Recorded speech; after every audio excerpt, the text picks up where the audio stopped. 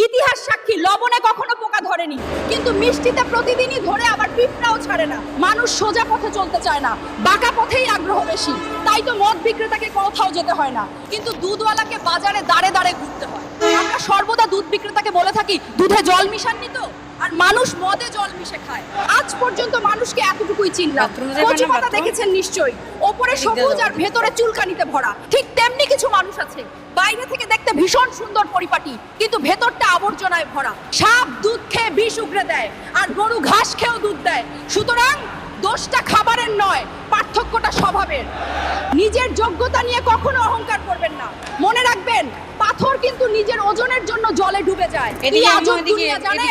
যার চোখে ঘুম আসে তার কাছে ভালো বিছানা নেই, আর যার কাছে ভালো বিছানা আছে তার চোখে ঘুম নেই। যার মনে দয়া আছে তার কাছে দেওয়ার মতো কিছু নেই, আর যার কাছে দেওয়ার অনেক কিছু আছে তার দেওয়ার মতো মনটাই নেই।